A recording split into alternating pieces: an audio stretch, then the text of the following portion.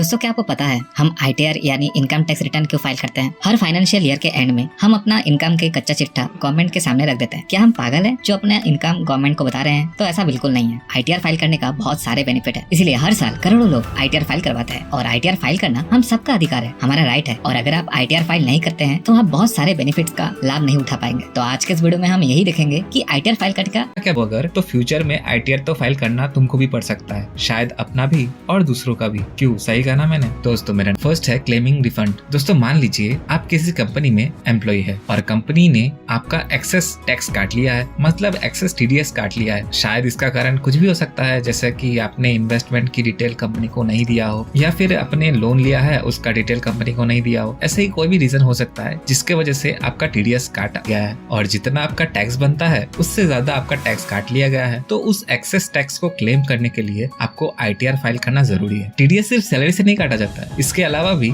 Rent पे भी TDS काटा जाता है। अगर कोई टेनेंट 50,000 से ज्यादा रेंट पे करता है तो उसको 5% का TDS काट कर बाकी पैसा लैंडलॉर्ड को पे करना रहता है और TDS अमाउंट गवर्नमेंट के पास डिपॉजिट करना पड़ता है। उसके अलावा फिक्स डिपॉजिट पे जो इंटरेस्ट मिलता है, अगर वो साल में 40,000 से ज्यादा है तो बैंक उस इंटरेस्ट अमाउंट से TDS काट कर आपको पे करता है। ऐसे ही डिविडेंड अमाउंट पे काटा जाता है, प्रोफेशनल फीस पे, कॉन्ट्रैक्ट पेमेंट पे TDS काटा जाता है। और अगर आप अपना पैसा वापस लेना चाहते हैं तो आपको ITR फाइल करना मैंडेटरी है। तो ITR फाइल करके आप रिफंड क्लेम कर सकते हैं। सेकंड में लोन अप्रूवल।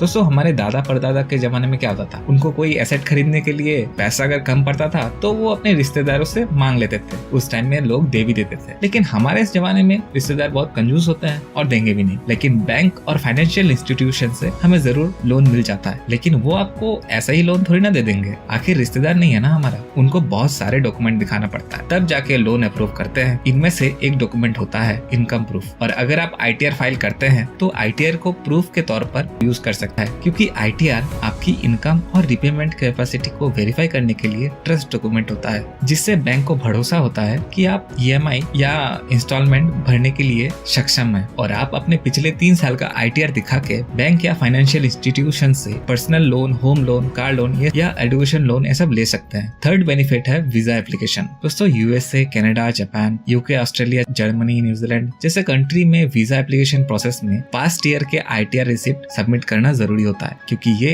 आपकी फाइनेंशियल स्टेबिलिटी और रेगुलर इनकम को प्रूव करता है। एम्बेसीज और कंसल्टीज को ये दिखाना होता है कि आप फाइनेंशियली कैपेबल हो अपने ट्रेवल एक्सपेंसेस को बेयर करने के लिए और आप वापस भी अपने कंट्री में रिटर्न कर लोगे। नेक्स्ट, क्रेडिट कार्ड अप्रूवल या अप्लाई करने के लिए भी आपको ITR की जरूरत होता है। दोस्तों क्या होता है ना, हाई लिमिट वाले क्रेडिट कार्ड को अप्लाई करने के लिए अब बैंक आपसे ITR प्रूफ मांगती है। ITR इसलिए चाहिए होता है क्योंकि बैंक और फाइनेंशियल इंस्टीट्यूशन को एप्लीकेंट की इनकम वेरीफाई करनी होती है। ITR से उन्हें एप्लीकेंट की फाइनेंशियल स्टेबिलिटी और रीपेमेंट कैपेसिटी पता चल जाता है, जो उन्हें क्रेडिट कार्ड अप्रूवल करने में मदद करता है। Next, income proof. दोस्तों स्कूल या कॉलेज में जब स्कॉलरशिप के लिए अप्लाई करते हैं तो वो हमारे पेरेंट्स की इनकम प्रूफ मांगते हैं। बिना इनकम प्रूफ के हमें वो स्कॉलरशिप के लिए अप्लाई नहीं करने देते। तो अगर आपके पेरेंट्स ITR फाइल करते हैं तो वो आप as a income proof use कर सकते हैं अपने स्कूल कॉलेज में, तो उससे आपको स्कॉलरशिप मिलने में हेल्प हो जाती है। Next, loss carry forward. इसका मतलब आसान भाषा में बताता हूँ। इसका मतलब अगर आसान भाषा में बोलूं तो मान लो कि तुम बिजनेस करते हो। अब बिजनेस में हर साल प्रॉफिट ही होगा ऐसा जरूरी नहीं है। अब किसी फाइनेंशियल ईयर में तुमको बिजनेस में लॉस हो गया है, जो ज्यादातर बिजनेसमैन दिखाते भी हैं, तो तुम उस लॉस को नेक्स्ट ईयर कैरी फॉरवर्ड या ट्रांसफर कर सकते हो। इसका फायदा ये होता है